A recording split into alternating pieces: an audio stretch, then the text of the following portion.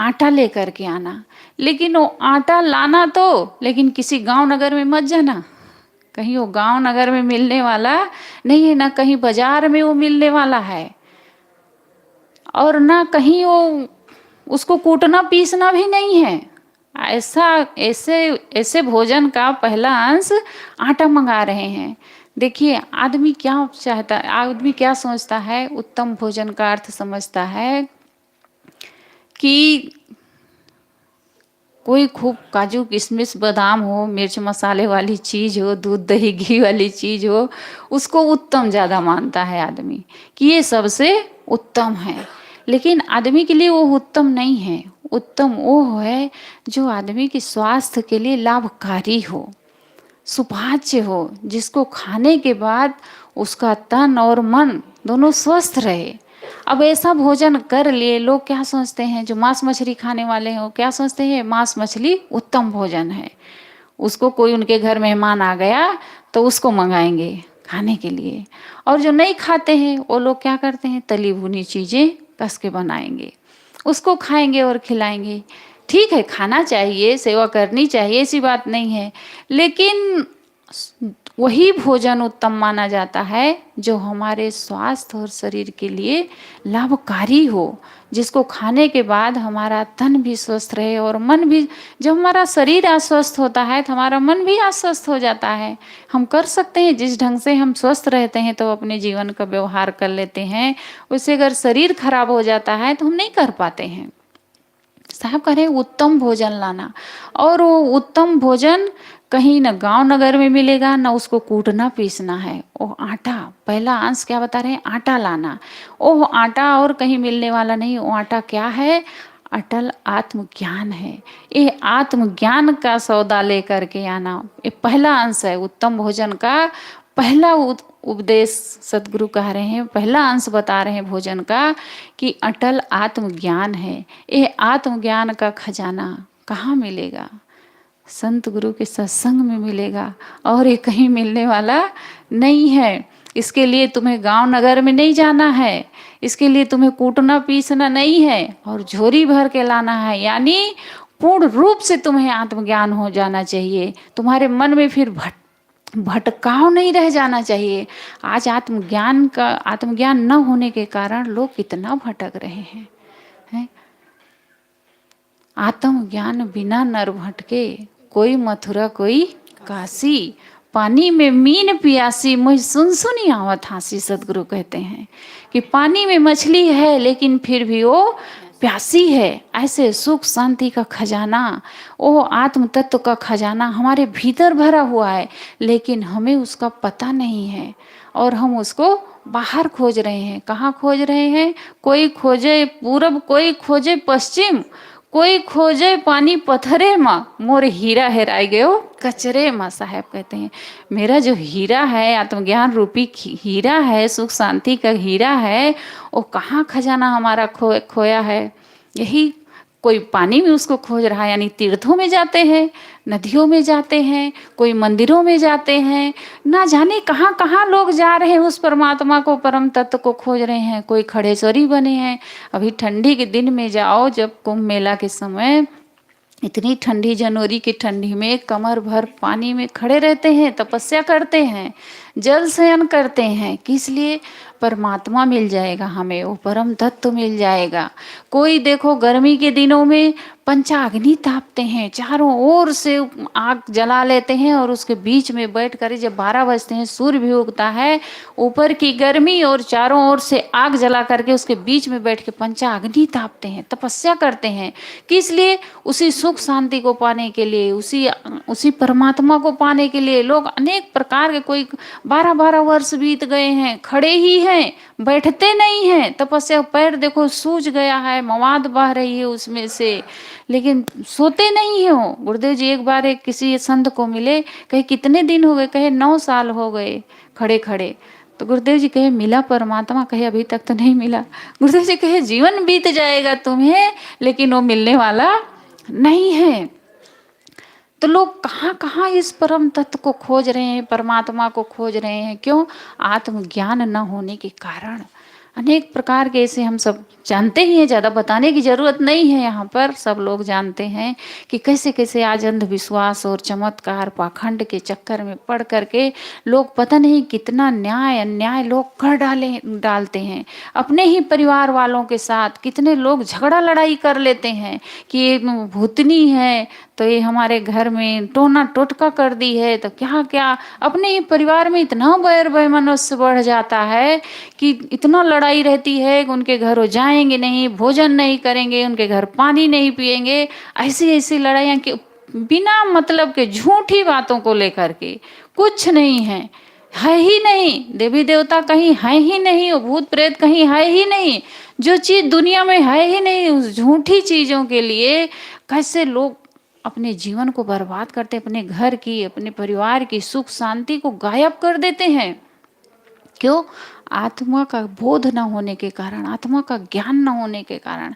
सदगुरु कह रहे हैं कि हे शिष्य जाओ, वो अटल आत्मज्ञान लेकर के आओ कि जिसको पा जाने के बाद फिर तुम्हारे जीवन का सारा दुख समाप्त हो जाए। उसको पा जाने के प्रकार मन में किसी प्रकार की दुख अशांति पीड़ा रह ही नहीं जाएगी।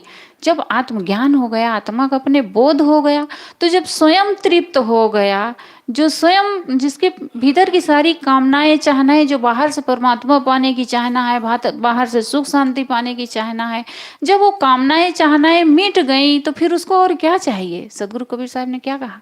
चाह गई चिंता मिटी, मनुआ बे परवाह, जिनको कुछ न चाहिए सो सहानुभूति सा। जिसको बाहर से कुछ पाना ही नहीं है, फिर वो तो सम्राटों का सम्राट है, उसके समान फिर कौन सुखी होगा दुनिया में।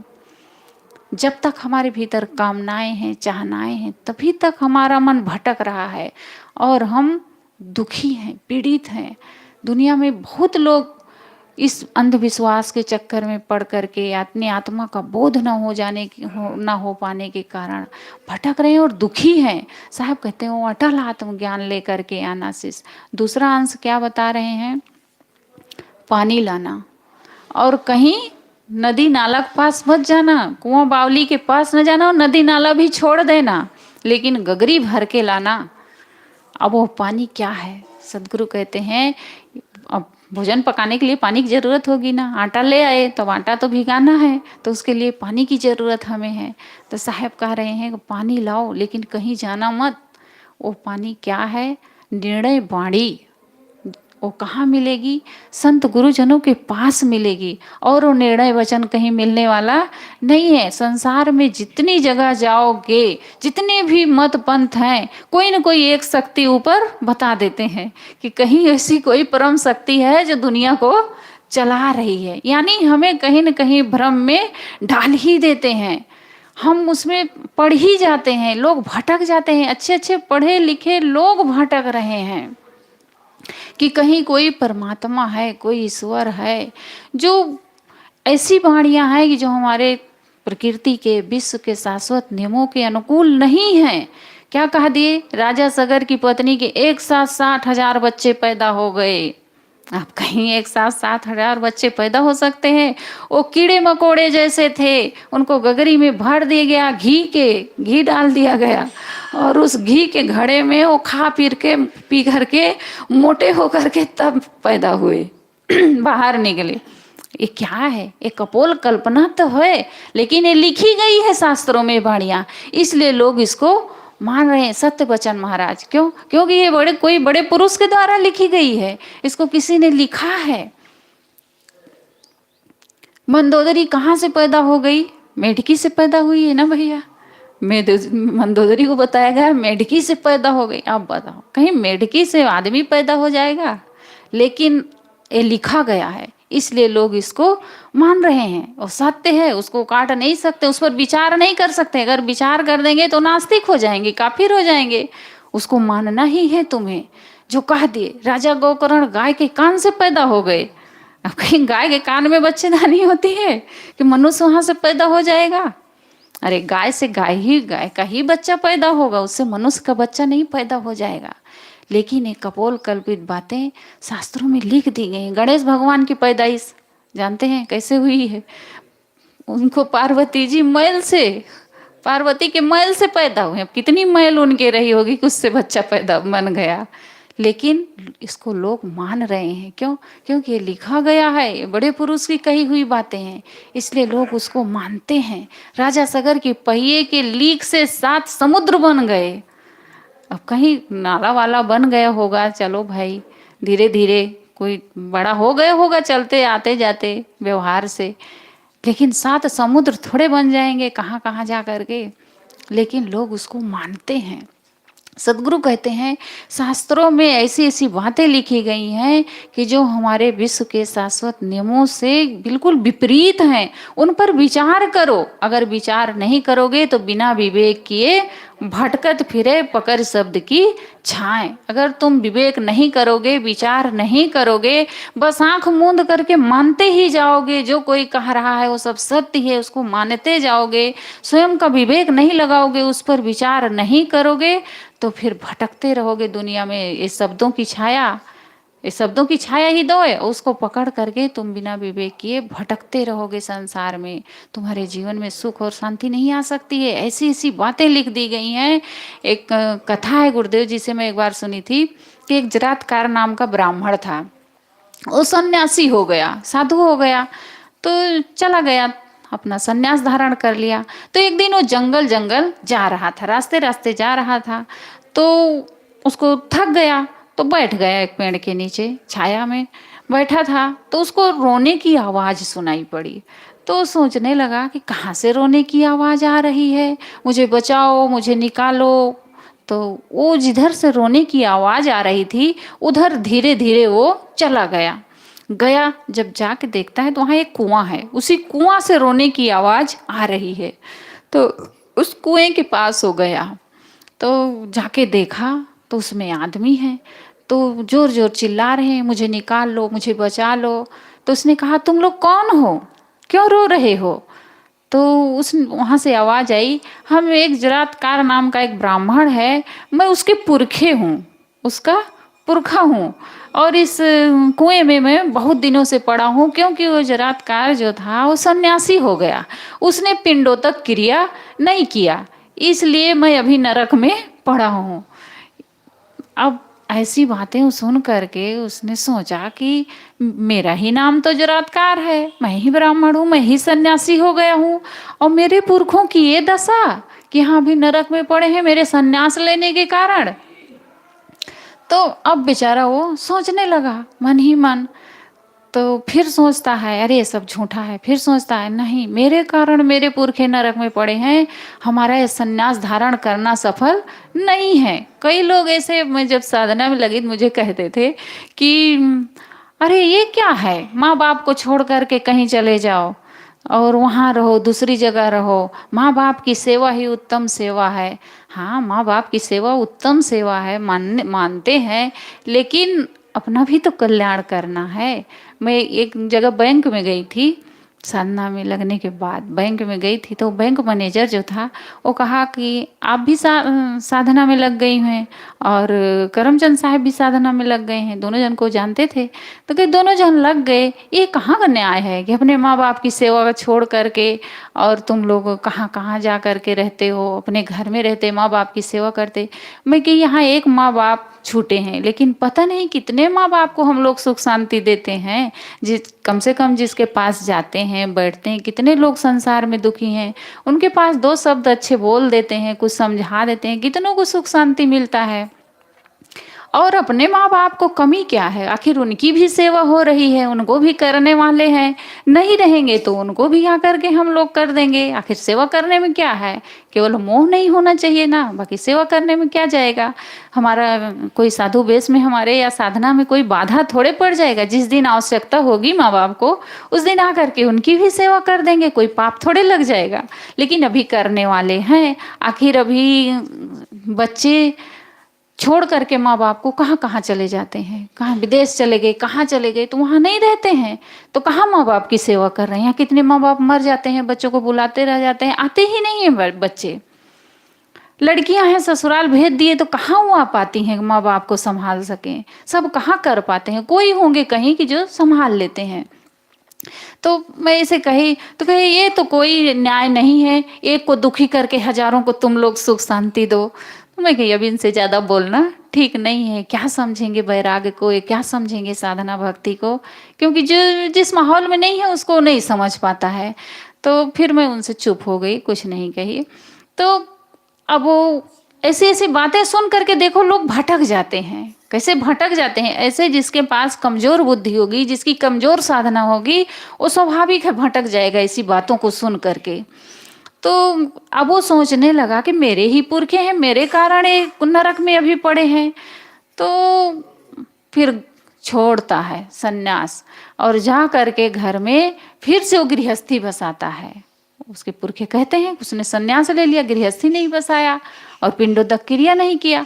तो बेचारा जाता है और अपना सन्यास भेष उतार देता है, उतार करके और गृहस्थी बसाता है, फिर जा करके पिंडोदक क्रिया करता है। तो उनके जो पुरखे हैं वो स्वर्ग में जाते हैं।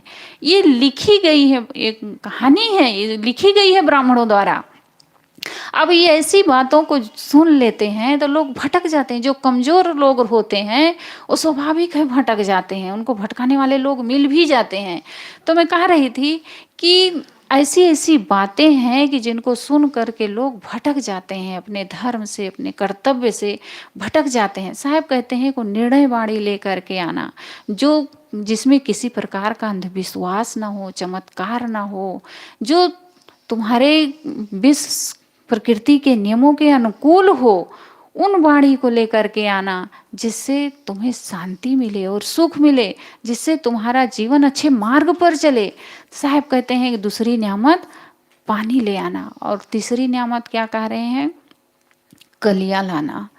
कलिया कहते हैं रसदार पकाए मांस को, जो मांस होता है रसदार पकाते हैं लोग, बनाते हैं, उसको कलियां कहते हैं।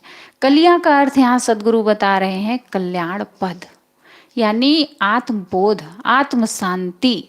उस आत्म शांति को लाना, आत्मबोध को लाना कि जिससे तुम्हारा कल्याण हो। कहाँ मिलेगा, निर्णय वाणी भी हमें संतों के ही सत्संग से मिलेगी, आत्मज्ञान हमें संतों के ही पास मिलेगा, और एक कल्याण पद यानी आत्मबोध, आत्म शांति कहाँ मिलेगी, संतों के ही सत्संग में मिलेगा, और कहीं अन्यत्र मिलने वाला नहीं है। चौथी नियामत साहब कह रहे हैं लकड़ी लाना। अब इन सबको पकाने के लिए लकड़ी चाहिए, किसमें पकेगा। तो साहब कहते हैं आत्मज्ञान, आत्मबोध, आत्म शांति ये किसमें परिपक्व होगा, ये परिपक्व होगा वैराग्य से। वैराग्य की लकड़ी लाना, उसी वैराग्य की लकड़ी से ये सब पकेंगे, यानी मजबूत होंगे, परिपक्व होंगे। अगर वैराग्य नहीं है हमारे मन में, विषयों के प्रति वैराग्य नहीं है, विषयों में हमारा संस्कार अभी बना ही हुआ है, हमारी आसक्ति बनी हुई है, हमारा मन संसार के विषयों में दौड़ ही रहा है, तो फिर हम भटक जाएंगे अपने रास्ते से। हम अपने आत्म शांति को, आत्मबोध को, आत्मज्ञान को हम प्राप्त नहीं कर सकते हैं। साहब कहते हैं वैराग्य की लकड़ी लाना जिसमें ये सब परिपक्व होंगे। तो चौथी नियामत लकड़ी लाना, हमारा मन विषयों से विरक्त होना चाहिए, विषयों के प्रति हमारे मन में ललक नहीं होनी चाहिए। अगर हमारे मन में विषयों के प्रति आसक्ति बनी हुई है तो हम अपने जीवन में सुख शांति नहीं प्राप्त कर सकते हैं। और वो वैराग्य कहाँ मिलेगा, कौन हमें संसार से वैराग्य कराता है, जो कौन हमें संसार और शरीर की नश्वरता बताता है, संत गुरुजन ही बताते हैं। और ये वैराग्य, अनासक्ति, ये सब हमें संतों के सत्संग से ही प्राप्त हो सकते हैं। अंतिम में साहब कहते हैं कहत कबीर सुनो भाई साधु, ये पद है निर्वाणा। साहब कहते हैं जो हमारा पद है ये क्या है, निर्वाणा है, यानी निर्वाण देने वाला है, मोक्ष देने वाला है, शांति देने वाला है। जो यह पद का अर्थ लगावे, जो इस पद का अर्थ लगा ले, जो इस पद को समझ जाए, वो क्या है, सोई संत सुजाना। वही संत है, वही समझदार है, और वही ज्ञानी है, वही समझदार है जो इस पद का अर्थ लगावे और अर्थ लगा करके उसको जीवन में धारण करे। तो इस पद में साहब कह रहे हैं कि हे शिष्य जाओ और न्यामत लेकर के आओ। न्यामत है आध्यात्मिक खुराक। इसी खुराक को खा करके आत्मज्ञान, निर्णय वाणी, आत्मबोध, आत्म शांति, विवेक, वैराग, गुरु भक्ति, यही तो हमारी खुराक है। इसी खुराक को दे करके हम जीवन में संतोष और शांति प्राप्त कर सकते हैं। अगर हमारा मन संसार के विषयों में दौड़ता रहेगा, अनेक प्रकार की कल्पनाओं में दौड़ता रहेगा, चाहनाओं में दौड़ता रहेगा, तो हमारे जीवन में कभी सुख और शांति नहीं आ सकते हैं। बहुत देर हो गई, नहीं हो गई, अंधेरा हो गया। बोलिए सदगुरु कबीर साहेब की जय।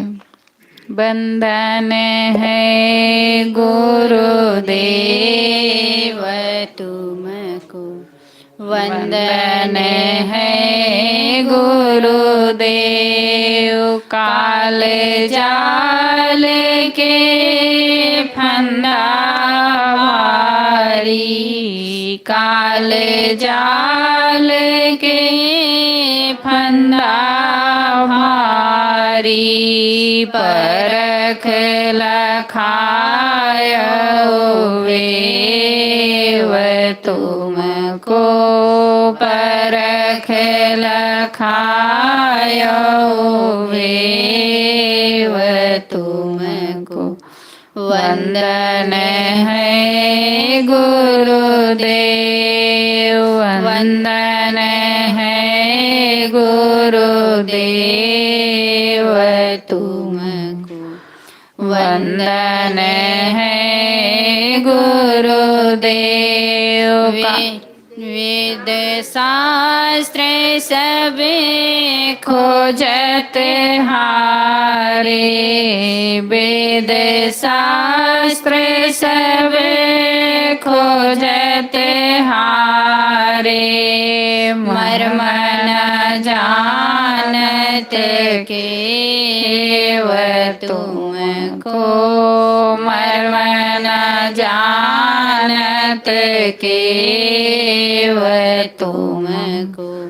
वंदन है गुरुदेव, वंदन है गुरुदेव तुमको, वंदन है गुरुदेव। गुरु समान और को दाता, गुरु समान और को दाता।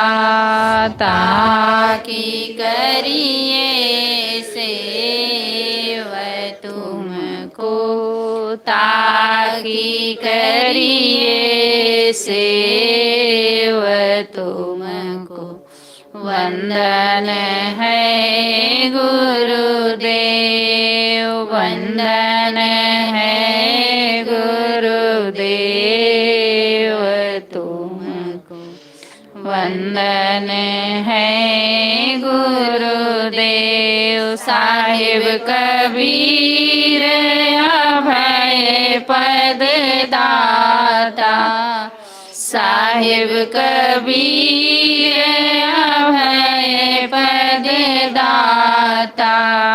पूर्ण परख समेव तुमको, पूर्ण परख समेव तुमको। वंदन है गुरुदेव, वंदन है गुरुदेव तुमको, वंदन है गुरुदेव। साहेब बंदगी, साहेब बंदगी, साहेब बंदगी। बोलिए सदगुरु कबीर साहेब की जय, सदगुरु अभिलाष साहेब की जय, संत समाज की जय, भक्त समाज की जय, भक्तिमती माताओं की जय, नन्हे मुन्ने बच्चों की जय। साहेब बंदगी।